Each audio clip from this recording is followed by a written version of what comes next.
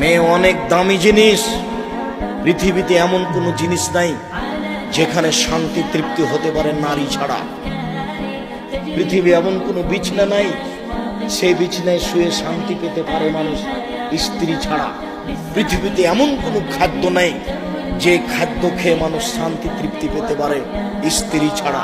পৃথিবীতে এমন কোনো ব্যবস্থাপনা নেই যেখানে মানুষ শান্তি তৃপ্তি পেতে পারে স্ত্রী ছাড়া। স্ত্রী হচ্ছে পৃথিবীতে আল্লাহর পক্ষ থেকে দেওয়া শান্তি তৃপ্তির ব্যতিক্রম জিনিস। আল্লাহ তাআলা বলছেন, অমিন আইতিহান খালাকালাকুম মিন আনফুসিকুম আজওয়াজান লিতাসকুনু ইলাইহা। পৃথিবীর মানুষ, আমি তোমাদের পক্ষ থেকে তোমাদের স্ত্রীদেরকে সৃষ্টি করেছি যাতে করে তোমরা সেখানে শান্তি তৃপ্তি পেতে পারো। ও হলো শান্তির বস্তু, ও হচ্ছে তৃপ্তির বস্তু, ও হচ্ছে আনন্দের বস্তু, সর্ব ধরনের কল্যাণের সুবিধার বস্তু ও।